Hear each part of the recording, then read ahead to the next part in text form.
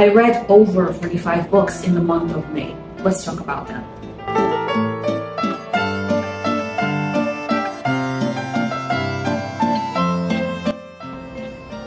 So before we get into talking about all the books that I read in May, I think it's important to preface this conversation by mentioning that all of the 45 or over 45 books that I read are not individual books. Some of them are individual books, but a lot of them are also books in a series, so like multiple books that go into one series, or comic books with multiple volumes in one story. So I'm not going to be talking about 40 individual books. So that's out of the way, but I also need to mention that there has always been like a little bit of a controversy or an argument about if a volume of manga should be counted as one book.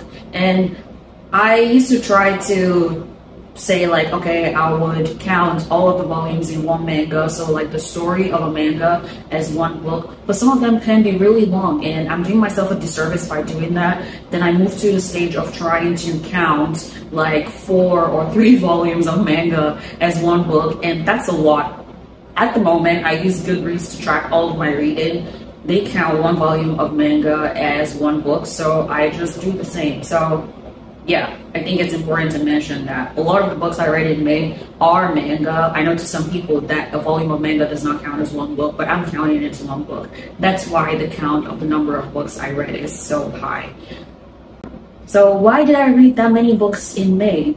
In April, I was just coming out of a reading slump and I was super excited to read a lot of stuff, so I just put everything on my TBR for the month of May. I think the way it worked out in my head was like, oh, I have so many books I want to read, let's do like a May TBR and add like a bunch of books to it. And my brain was just like, oh yeah, we're gonna try to read all of that. But the moment I added the word challenge to it, my brain was just like, yeah, I take that personally.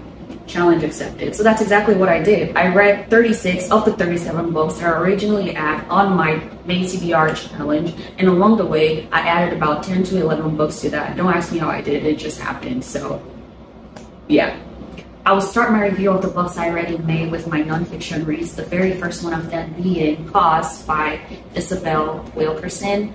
I do not know why it took me so long to read this book. It's been on my TBR for a very long time, and I was going to try to read it in February, but I only got through it in May.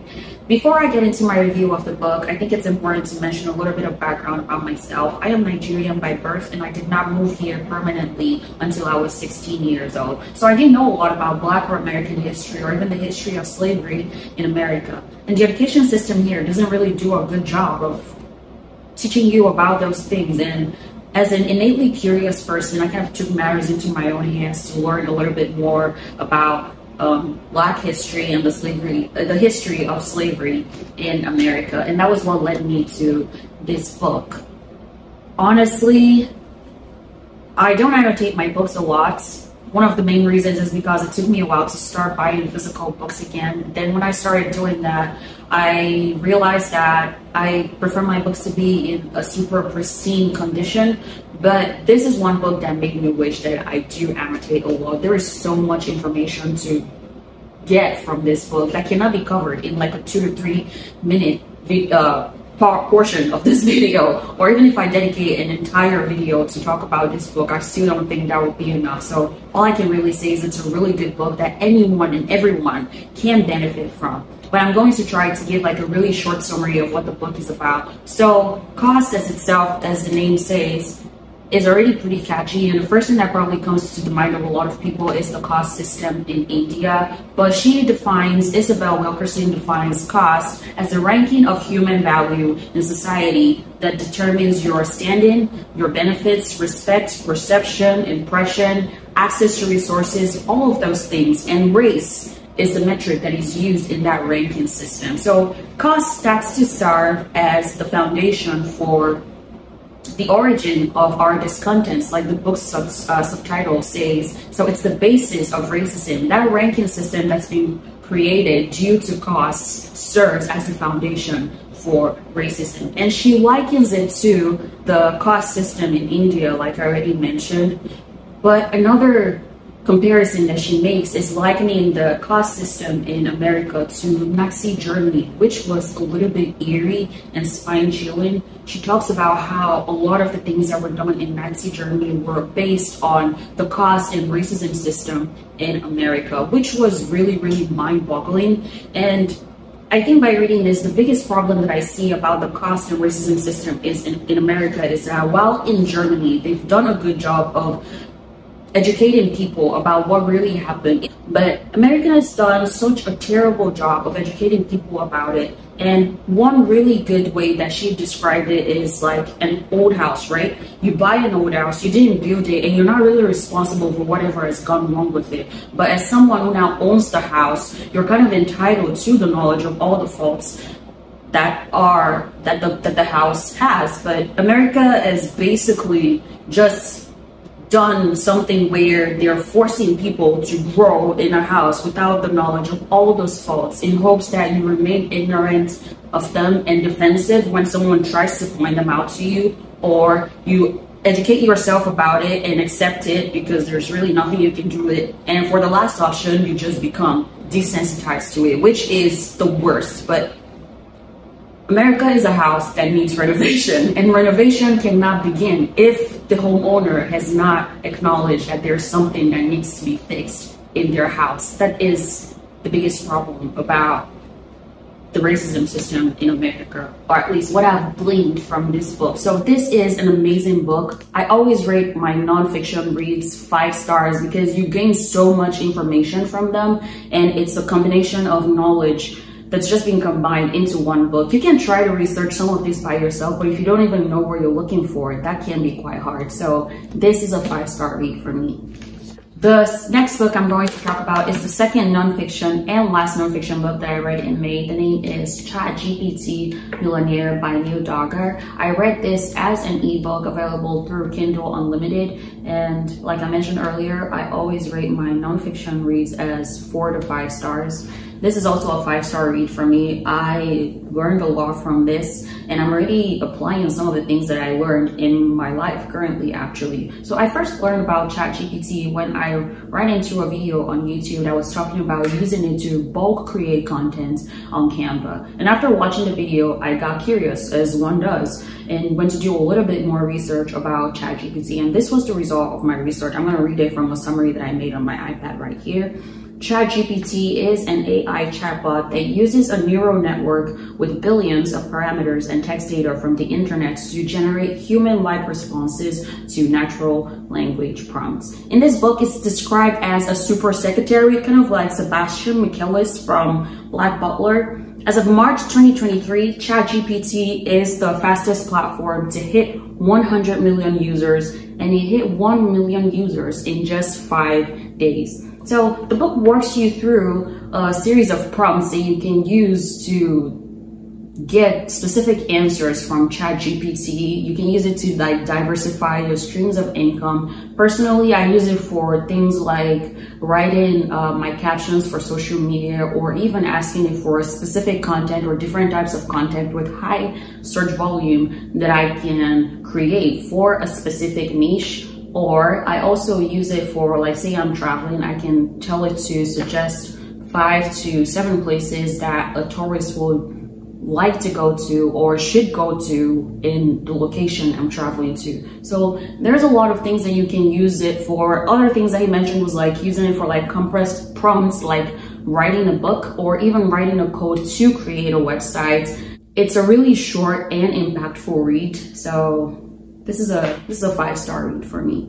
And since I'm already talking about ebooks, I'm going to talk about all the other books I read through Kindle Unlimited in May. The next book I read on Kindle Unlimited was an anticipated release by an author that is an automatic read for me. The name of the book is Guys Like Him by Aimee and Nicole Walker. This is the first book in a new series by the author called Redemption Reach series. So Guys Like Him is a story that follows Kieran Sullivan, who is an ex-convict that had to serve 28 months in jail due to a wrongful conviction. And while he's in jail, he gets the opportunity to work in a program where he works with animals through the user through the owner of Redemption Ridge. And after he gets out of jail, the owner of Redemption Ridge offers him the opportunity or a job to work at Redemption Ridge with animals. The owner of Redemption Ridge himself being an ex-con. So I thought it was really cool that he was offering other ex-cons the opportunity to work at Redemption Ridge because he had first-hand experience about how it could be to be an ex-con and trying to make a living for yourself after you get out of jail. In the book, Kieran is described as the king of emotionally unavailable men. Like, that is so personal. But he starts working at Redemption Ridge, and then we find out that his sole purpose of going to Redemption Ridge was not just to get a job and make a living for himself. He's also trying to uncover the scheme that led to his wrongful conviction. But while he's there, he meets Finley. Finley is a horse trainer at Redemption Ridge and is described as a broken boy magnet. Broken boy magnet, meet broken boy, king of emotionally unavailable men here, and the two kind of go together. So the story talks about the two of them falling in love with each other and getting to know each other, and you wonder if Kieran is going to be able to give up his quest for revenge against the person who led to his wrongful conviction. I'm going to give this book 4 stars. I really enjoy this author's writing style. I've read a lot of her books over the past couple of years. I've read a lot of her books. That's why she's an automatic read for me. She has a really enjoyable writing style, so yeah, this is a 4-star read for me. The next books that I read on Kindle Unlimited were the Dreamland Billionaire series. I read all 3 of them. What are my fingers doing? I read all 3 of them. Dreamland Billionaire series is a series by Laura Nowlin. This is a romance story, I guess contemporary romance. So Dreamland Billionaires is about the Kane brothers, 3 brothers, and it talks about an inheritance battle, and maybe battle might be pushing it a little bit, between the 3 brothers and their dad. Their dad became an asshole after their mom died, or has he just always been an asshole? But from the title, you can kind of tell that they're a family with wealth worth billions. But the original founder of the company, Dreamland, has just passed away, and he doesn't want to pass the position of CEO to his son, who is the Kane brothers' dad, because he's an asshole, but he doesn't just hand over the company to the 3 brothers either. And he has basically given each one of them a task to perform before they can gain access to their inheritance. So that's the basis of the story, and each book details the task that each brother has to perform. So the very first book is about Rowan Kane, the youngest brother, who has been tasked with doing an overhaul of the design of the theme park in Dreamland. And there he meets his romantic interest, Zara, who at some point in the story used to work in the salon. But before she started working in the salon, or while actually she was still working at the salon, she had actually designed one of their most popular rides with Rowan's grandfather, who just passed. And after he passed, she confided in her then boyfriend about the designs that she made. But this idiot actually steals the plans from her, and he was cheating on her at the same time. So Zara is dealing with a lot of betrayal from what happened with her boyfriend, and also she has lost confidence in herself. And with Rowan's task, he decides to create a new design team and opens up the team for new members. And Zara decides to submit an entry after a night of drinking, and drinking only leads to bad decisions, but she basically trashes the park and everything that they do, and talks about how it's never going to be the same after Rowan's grandfather died. And to her surprise, she gets accepted into the new design team, and that starts their story of working together and getting to know each other. I'm going to give this book 3.5 stars. The premise of the book was really interesting, but there was a lot of whiny bits. And for all 3 books, I do not like where misunderstandings get resolved, and then at the tail end of the book, like the last 10 to 15%, you insert another misunderstanding that they have to get over. Like, these are grown people. Like, why is that necessary? This was the theme in all 3 books, and why they're getting such low ratings from me. The second book is about the oldest brother, Declan, and Declan's task is that he has to marry and have an heir before he can have access to his inheritance. His secretary, Iris, is the one who is basically doing interviews for women who can pass to become his fiance, get married to him, and become the mother of the child that would become his heir, because he himself is not interested in dating and actually getting married. So it's just like treating it like a contract. So the marriage is more of a contract and something that is like a means to an end. He's not doing it for love. But after basically ruining every interview that she has done, Iris eventually ends up offering to become his fiance and marrying him and becoming the mother of his child. So they get married. So the story starts with them getting married. You know how these stories go, forced marriage or arranged marriages. They end up falling in love with each other. I'm gonna give this story 3.5 stars as well. I wanted to rate it a little bit higher than the first book and give it 4 stars, but I don't think it was that much better than it. The last book was actually the book I was most excited about, and he ended up being the most underwhelming of all of them. We got introduced to the middle brother, Callahan, in the second book, and I loved his character very much. I was actually really looking forward to his story. So Cal's task in the third book was to get back in touch with his ex-girlfriend that he had when he was much younger, and by getting in touch with her, he has to go to the lake house that the family owns in some really small town that I can't remember the name of right now. He also has to sell that townhouse or that lake house to get access to his inheritance after leaving there for the summer for exactly 30 days. So he gets there and he sees her, they try to reconcile, and he realizes that on the deed to the lake house, the house actually belongs to him and his ex-girlfriend. What I really hated about this book was the way his alcoholism was treated and the people who lived in that town where the lake house is located. They treated him like some kind of infestation, but this is a man who is basically an alcoholic who sometimes does not have control about some of the decisions that he makes because of an addiction that he's suffering through, and they just treat him like extremely shitty. Honestly, I don't want to talk about this book much more, but it's a 2-star for me. Honestly, all 3 of the King brothers, they are just assholes, and their father is the biggest of all assholes. There are so many things in these books that I am not a fan of. I'm the exception to his shitty character treatment from the female leads, and this happens all the way through 95% of all of the books, and all of a sudden they get a personality transplant and become the best people in the world. These guys are shitty people with the emotional range of a trash can, and they're verbally abusing these girls and have absolutely almost no empathy for people, with the exception of Cal, who was kind of the sweetheart of the 3 brothers. But the other 2, they just have absolutely no empathy for people as long as they can achieve their goal. And I want to say that I understand it because they were raised in extremely terrible conditions of emotional and verbal abuse, sometimes even physical abuse from their father after their mom died.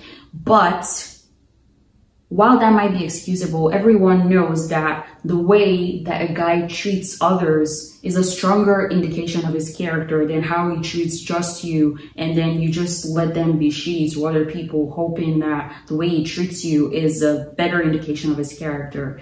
And they show themselves time and time again to be these terrible people, only to be accepted back again by these women. I don't subscribe to that personally. I don't subscribe to any of that. So I just did not like some of these characters as people. And yeah, the third book was a 2-star for me. All in all, I'll say the series itself is a 2.5 to 3 stars. I read the third book at the end of the month, and it just kind of made a nosedive because I'd enjoyed everything else I'd read in May, and that just kind of ruined my reading streak for the month.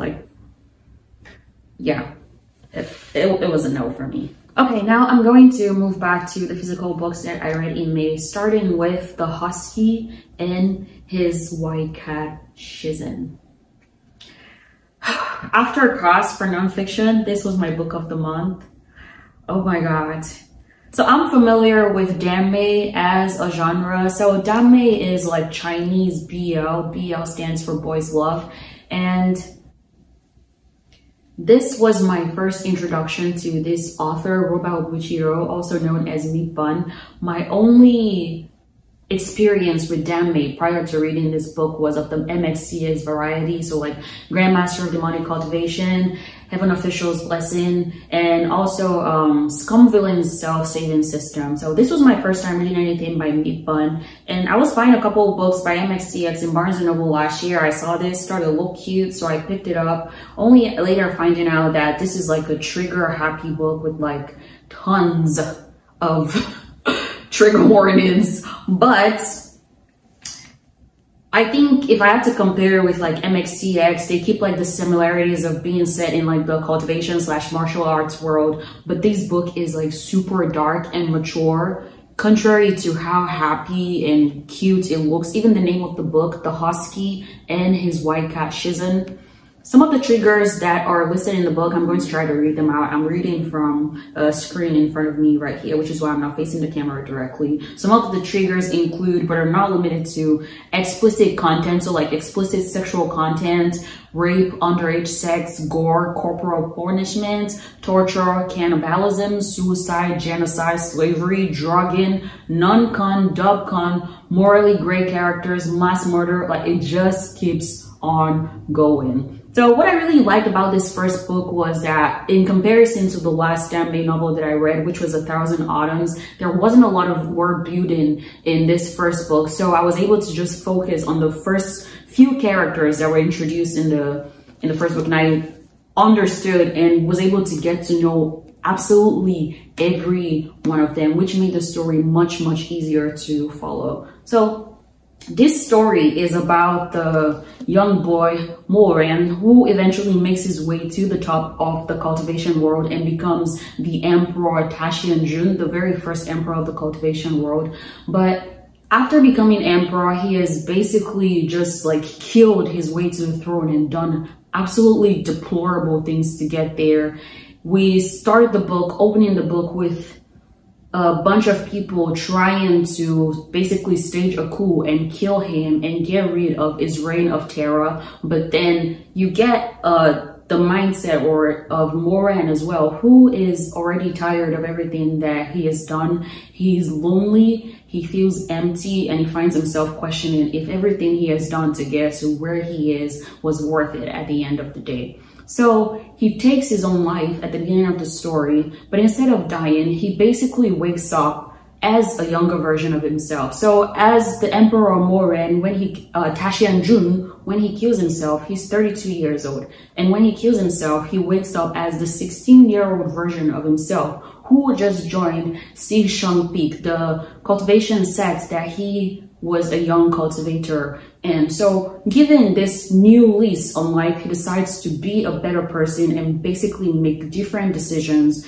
that would stop him from becoming that version of himself where he becomes the emperor and he's just like a terror to everyone around him. The only exception to him becoming a better person will be his Shizun, True Wanin, who he just feels as being like the most terrible person to him from the past life that he can remember. So we're getting three different perspectives in this book, right? We're getting the original version of Moran as the teen who just joined Sishun Peak, but then he becomes the emperor Taishan through a series of events that we're going to uncover in the entire book. But then after Taishan dies, he wakes up as another version of Moran, who has the knowledge of, I guess you could call it a past life. So he has knowledge of the past life of the other version of Moran, the original version, and then the future version, Taishan, that he's trying hard not to become. And as you start to read the story, you see that there's kind of like an internal conflict in Moran, like how he's struggling to reconcile the person that he is with that version of himself that he becomes after killing his way to the throne to become the emperor. And you as a reader, you also read it and wonder like, what the hell happened? Like, how did he become that person? Because he's a pretty sweet kid. I mean, he's not like perfect or anything. He's like extremely overly sexual, but he's also like a pretty sweet kid. So you find yourself wondering, what the hell happened to make this person that person. Like, it was insane. And you get like insights to a lot of the other characters, like Chuanin, for example. I love him so much. The story introduces him as like a really cold Shizun. Like, the Shizun is like your teacher in like the cultivation world, who is like, so he's introduced as like this super cold character. But when you start getting a little bit more insight into himself, he feels like he has to be that way because people find it hard to get close to him. And he's just super sweet. I don't want to talk too much about this book. It's already taken over the video, but originally I'd planned to read just book 1 of the Husky and his white Caste Shizun, and the next Aimee novel that I was going to read in May was going to be Remnants of Filth, which is by the same author and supposedly is actually in the same universe as the Husky and his white Caste Shizun, but takes place like much earlier in the timeline of the Husky and his white Caste Shizun. But I read the first book and I'm like, yeah, you are getting booted off, so I'm going to move to the second book of the Husky and his white Caste Shizun. This book is so pretty. So yeah, I read the second book and I still was not satisfied. It ended on a cliffhanger and I was just sitting in my house like, oh my God, the third book is not getting published for a while, but the online novel exists. So that's exactly what I did. I went ahead to read the online novel. The second book ends in chapter 88 of the online novel. The online novel has 350 chapters. I read all of it. Like, this book was my mindset for the month of May. It's still my mindset. Meatbun has a tendency to be a little bit overly dramatic in her writing, but I think she still made her mark with this story. I love this book so much and I cannot recommend it enough. I realize that it might not be everyone's cup of tea, especially with all of the trigger warnings I already listed are associated with the book, but this is a 5-star read for me. And as I was reading this book, I just found myself thinking, oh my God, I'm so happy that I love reading. I'm so happy that I don't limit myself to what I can read, because as someone who started reading with like YA and fantasy, like, how did I get to the point where I'm basically reading Chinese Aimee novels? Like, I'm not even going to question it anymore. A good story is a good story. It doesn't really matter like what genre or language it's written in. Like, oh my God, I feel really happy to be alive. This was the highlight of my month. I loved this so much. I'm going to stop ranting about this book now. So yeah, 5 stars. The next physical book that I'm going to go over here is If He Had Been With Me by Laura Nowlin. So, this book, I think you can already kind of get a vibe for the way it's going to be written or what it's about or how it ends from the name of the book, and also from the first chapter of the book, so you already have an idea of how it's going to end. So this book is about Autumn and Finn, who used to be inseparable when they were growing up, but then something changed, or maybe they changed, and now they do their best to ignore each other. So this book is talking about the daunting process of being a teenager and just growing up as a teenager and trying to fit in with everyone and finding yourself.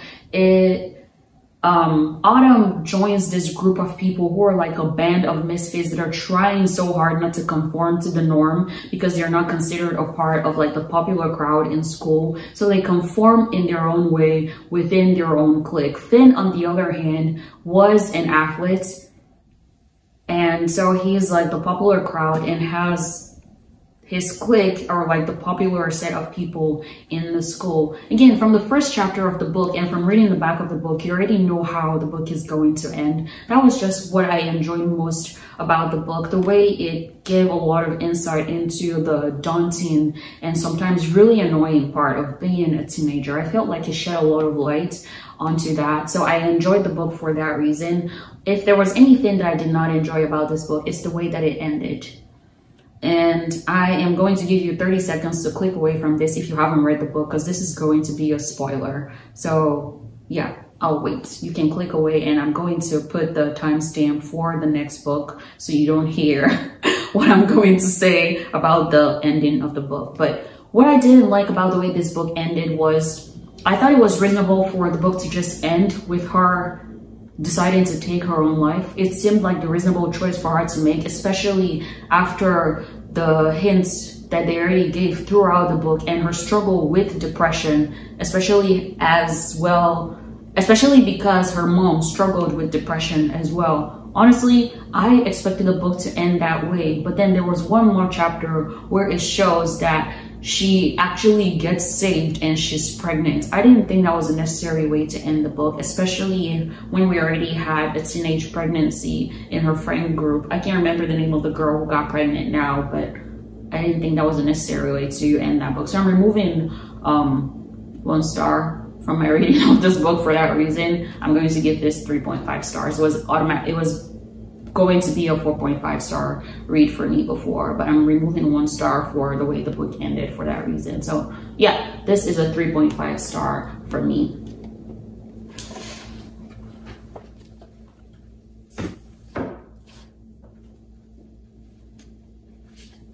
And now we're moving on to manga and webtoons that I read in May. I'm going to start with Jujutsu Kaisen. I already talked about this last month, so I'm not going to talk about what it's about again. I don't see the need to do that. But yeah, I read volumes 8 through 15 of Jujutsu Kaisen. I'm trying to catch up on it while we're waiting for the 2nd season of the anime to be released.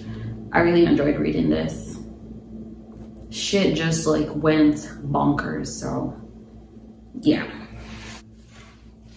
Next, I have a shoujo manga called A Condition Called Love by Megumi Morino. So manga is like the name for Japanese comics, and shoujo is a genre that is targeted towards young girls because it's like the romance genre of manga. So A Condition Called Love is a high school shoujo manga about Hotaru and Hananoi.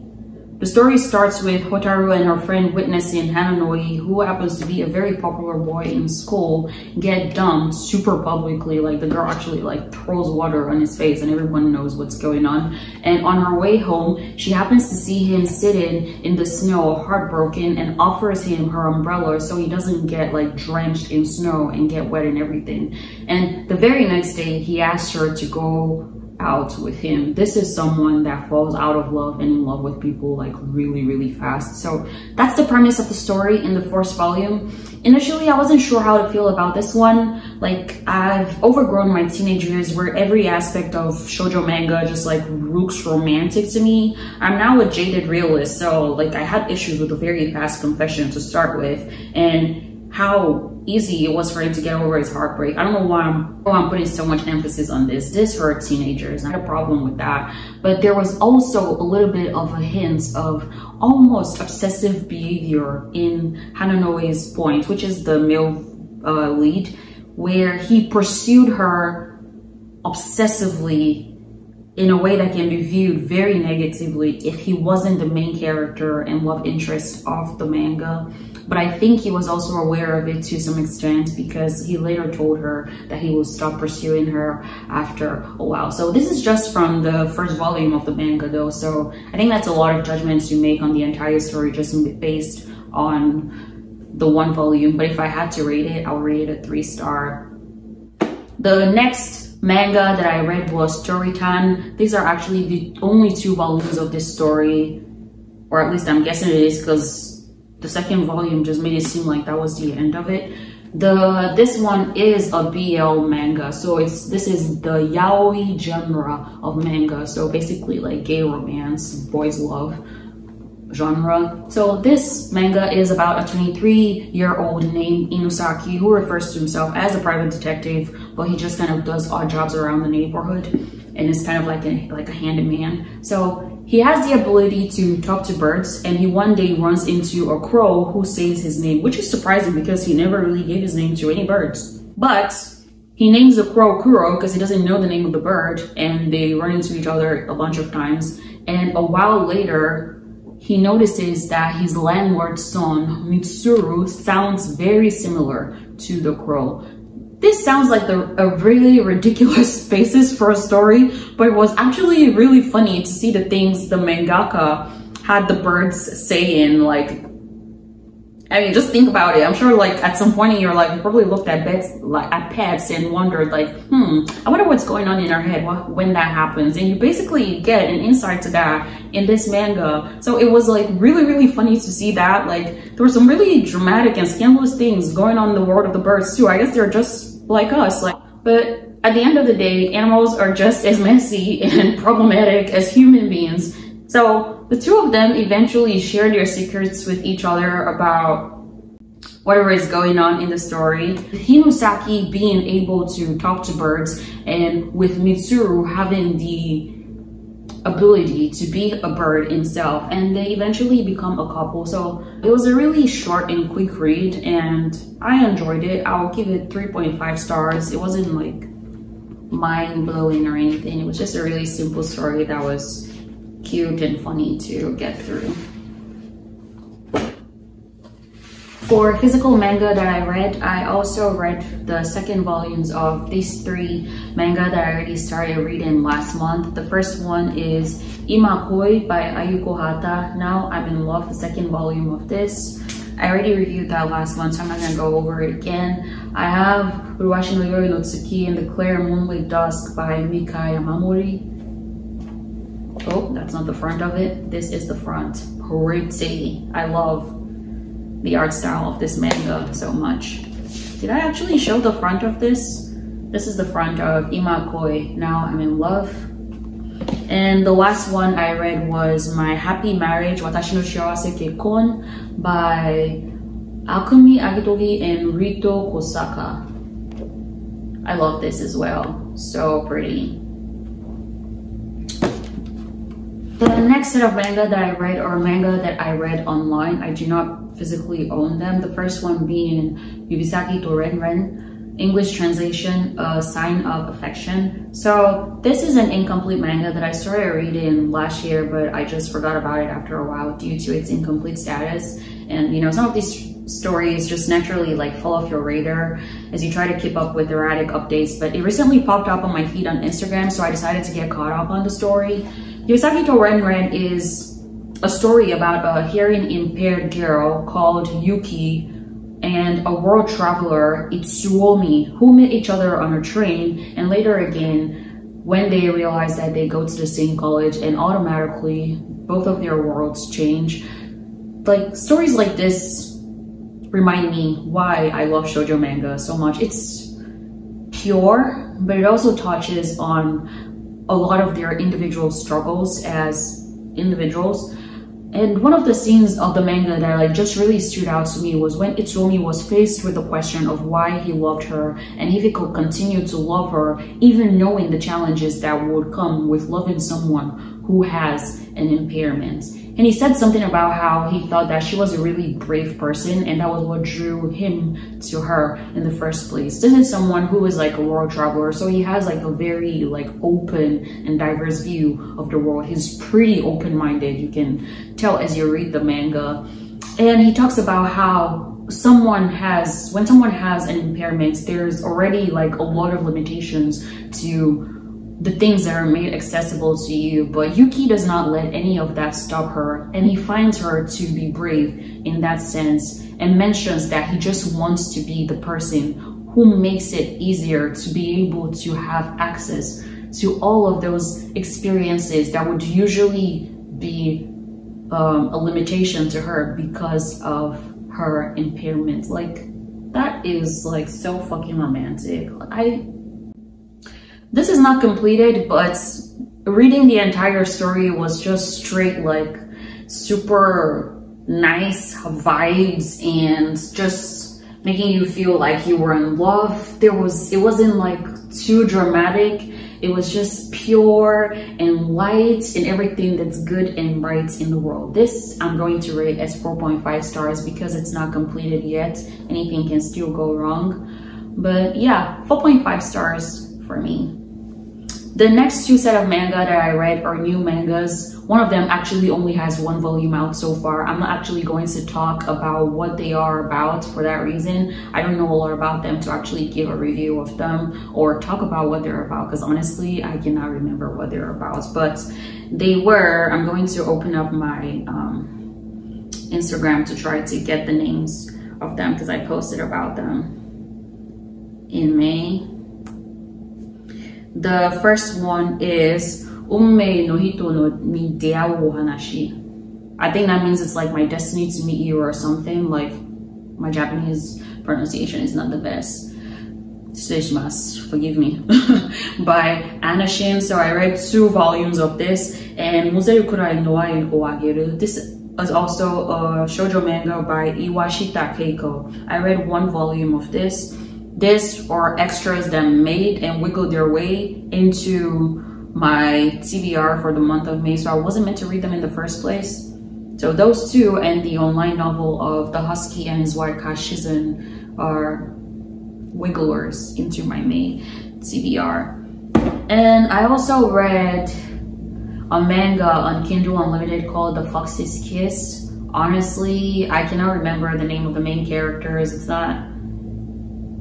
I didn't read a whole lot of it. I read 3 volumes. I remember that the main female character was able to see yokai because she has an ability that was passed down by her grandmother that enabled her to be able to see spirits. And at the beginning of the story, she runs into a fox spirit known as kitsune in Japanese, and the fox actually ends up kissing her, which is the title of the book, The Fox's Kiss, but there is more meaning behind a fox's kiss. A fox's kiss on a person is basically them marking you as a marriage partner. So that's the premise of the story, and it starts talking about the both of them.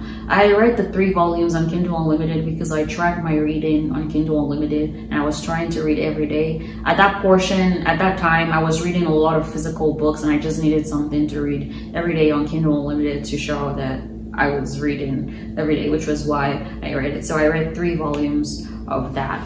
The last set of books I read in May was Ibon Sendo Chaibutake, See You in My 19th Life. I had to say the Korean title to flex my language learning skills. The literal translation of the Korean title, Ibon Sendo Chaibutake, is Please Take Care of Me in This Life Too. So this is a story about a girl who has the ability to remember her past lives, and it opens up in her 18th life where she's born as Yoon Ju-won. After living for 18 lives and with the knowledge of all her lives and just experience of human nature in general, she has gotten tired of having to create relationships beyond what is absolutely necessary. And in her 19th life, she meets a boy named Moon So-ha, and he starts to change her perspective on relationships as they get closer. But she unfortunately meets a tragic end and passes away in an accident in her 18th life. And for the first time in her long time, she finds herself wishing for something different as she passes away, where she would usually wish for not being reborn or just forgetting her past lives whenever she dies in her other lives. In her 18th life, as she passes away, she starts wishing that she can be reborn soon enough so she can meet Moon So-ha again. She's automatically reborn in her 19th life, but she doesn't regain her memories immediately, which is the same for all of her other past lives. She only regains her memories between the ages of 8 to 12. But once she regains her memories, she starts making plans to see him, which is not that straightforward in her 19th life, because in her 18th life, her mom and Moon So-ha's mom were basically the best of friends. And Moon So-ha is the son of a major conglomerate company that is like super wealthy. So regular people don't just have easy access to him and his family. And when she's reborn, she's born into a debt poor family. So you're talking about like social status, the bottom and like the very top. They couldn't be more different social like status wise, which is a complete contrast from her 18th life. So the story goes over how they meet again, but also covers the mystery behind the tragic accident that took her life in her 18th life. I really enjoyed this story. There were 6 books in total for it. It's a webtoon, so you can just read the entire story on webtoon, which is what I did. I'm going to give this 5 stars. I enjoyed it. It's completed. It didn't have too many misunderstandings. I really like the way it tackled the mental aspect of the two main characters and all the other side characters actually. So for Yunju-won, when she was reborn, I'm blanking on what her name was after she was reborn now actually. You have, so honestly, like, just think about it, how tasking it can be as a person to remember your past 18 lives. But then she also has this person that she has feelings of love towards because she remembers them from her past life, but that person doesn't remember her. And she's struggling with the fact of if she should review that this is who she is.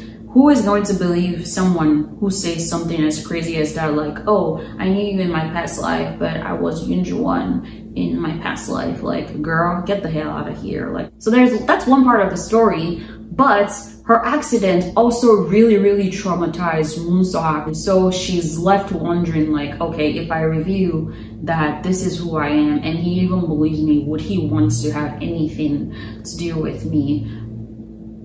And on the male lead's part, the mental aspect of going through the traumatizing incident of the accident and how the treatment that he got from his family after the accident happened. So you're dealing with like a conglomerate company in a South Korean setting. If you watch K-dramas a lot, you know that they tend to have like a lot of like succession wars where there's a lot of money involved, and it just shows people to be like really scummy characters. So this book like details all of that, but all in all, I found it to be a very enjoyable read. I'm going to rate this 5 stars because I actually really enjoyed it. There wasn't any part of it that I didn't enjoy, but the most exciting part of it is that this is being adapted into a Korean drama, I think sometime this year, or maybe it's next year, with my lovely Korean drama actress Shin Hye-sun. Oh my god, I am so excited for that. But yeah, those are all the books that I read in the month of May. The only book that did not make it to the end of the month was the webtoon My Dear Cold-Blooded King. I got to about 10% of this, but I was on vacation when I started reading it, and I started reading it after I read the disappointment that was the Dreamland Billionaires series. So I just wasn't feeling it, honestly, and I just didn't get to reading that book. So yeah, those are all the books I read in the month of May, and now I'm going to go over the books that I bought in May as well, because I recently built my awesome library wall-mounted shelves in my apartment, so now I'm buying more books. So let's get into those next, and then we're gonna wrap up the video. So for the books I bought in May, I'm going to start by going over books that I actually intended to buy. The first of those was the second book of the Husky and his wife Shizun. Once the first book made it to my May TBR and I realized that the second one was already published as well, I decided to get the second book. So that was the first book I bought in the month of May. The next book I bought was volume 5 of Grandmaster of Demonic Cultivation, which is another Aimee novel. This is by MXCX. The special edition of the 5th book got released in May, so I got my hands on that.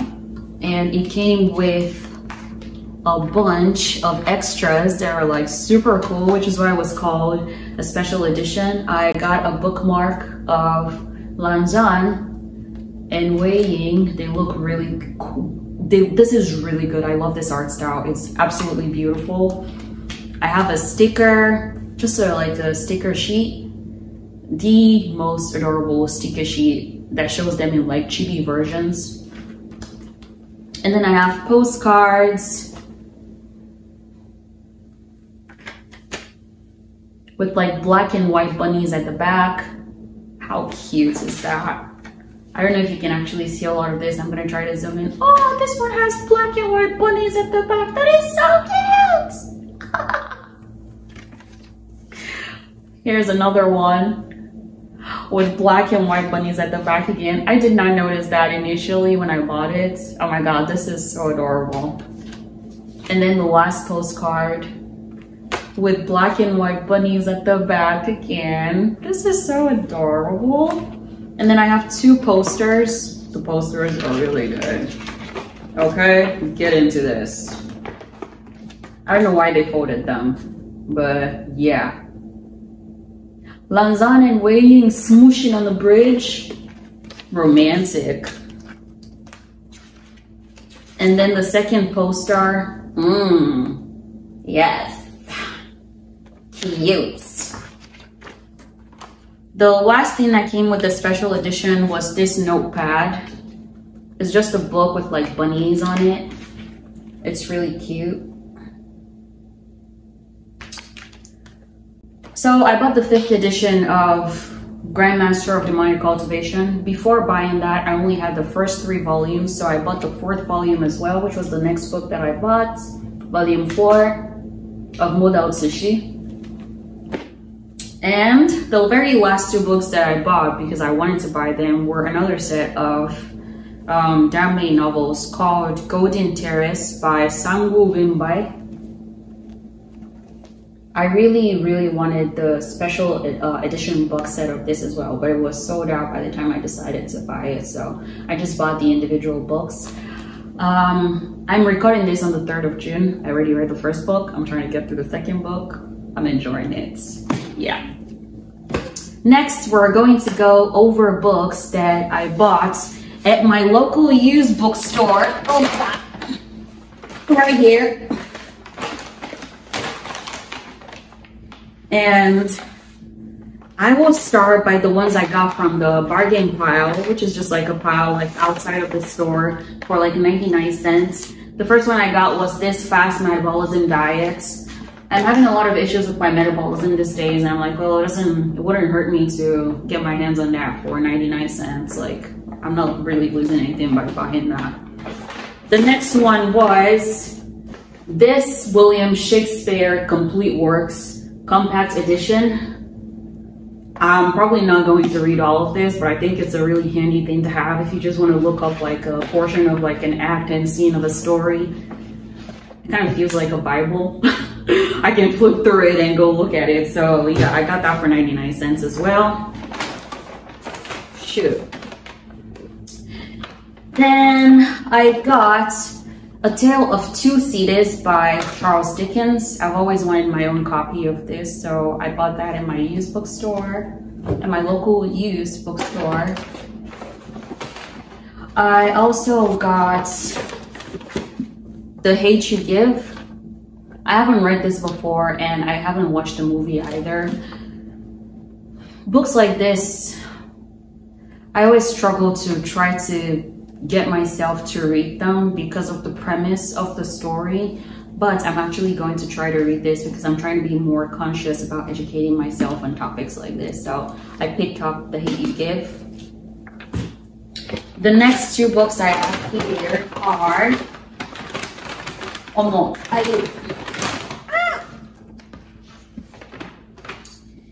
books that basically marked my teenagehood: Eclipse and Breaking Dawn from the Twilight series. These are hardbacks. The only reason I didn't buy the other 2 books, because the other 2 books were there as well, but they were in hardbacks. They were like paperbacks, and I want them to match each other. I don't know if I'm buying this because I plan on reading it again. At some point, I'm sure I'm probably going to try to read it again just because I already own it. But I'm buying this more out of nostalgia than the need to read them. So yeah, there's just like a lot of nostalgia attached to these books, which is why I picked them up. Sorry for the mess. I'm going to arrange this on my shelves later. The next book that I have here is Jordan B. Peterson's 12 Rules for Life. I have tried reading the ebook for this multiple times. I own the ebook. And honestly, I think Jordan Peterson is a brilliant person, but I struggle with reading his books. They just feel very complicated and hard to get through in one sitting. And I think reading it as an ebook probably didn't help because I get distracted a lot when I'm reading on my phone. I mean, I have access to all these other things there are on my phone. So I'm hoping that having a physical copy of it will help me to get through the book. So I picked that up. The last book that I have here is actually not from the bookstore. I bought this used online. Is A Little Life by Hanya Yanagihara. I've been seeing this going out around a lot. Like people said they were like emotionally like traumatized by this book and it made them cry a lot. And in my head, I'm just like, well, I've been doing a lot of crying from reading the past couple of months. This is as good a time as any to read it, so I picked it up. I guess we're gonna see how that goes. The rest of it is manga. My local bookstore does not have an extensive manga collection. It's actually pretty sparse, but I saw some of them the other day. This is an old manga. You can probably tell from like the art style. Takane no Hana, Takane and Hana. I bought the first 4 volumes of that. I'm going to try to read them in June. And I also bought Yami no Matsui, Descendants of Darkness. That sounds so terrible, but I read the blurb for this and I'm like, I like this story. I like fantasy stories like this that talk about like, so this is like, as a guardian of death, Asado Suzuki has a lot to think about. First of all, there are all these dead people. Someone's got to escort them safety to the afterlife. Then there's all that bureaucracy. The affairs of death come with a lot of paperwork, budgetary concerns, and endless arcana. I like stories that have like this fantasy-esque vibe to them, especially like when it has to do with like life after death. So like talking about like Grim Reapers or like a guardian of death or like an angel of death, stuff like that. I like stuff. I really like stories like that. So I picked the first volume of this up. And I used one that I bought online because it looked really interesting as well. It had really good reviews actually. Was The Other World's Books Depend on the Bean Counter. That is a mouthful. It is by Kazuki Irodori. This is the cover of it. So I bought 1 volume of that. And those are all the books that I bought this month. I am now going to arrange them on my shelf to take the cover picture for this video. And then immediately afterwards, they're going to go to their respective locations on my shelf to make room for my June TBR and the books that I'm going to buy in June as well. So that wraps up my review of the books I read this month and the books that I bought this month. Thanks for sticking it out to the end, and see you next time.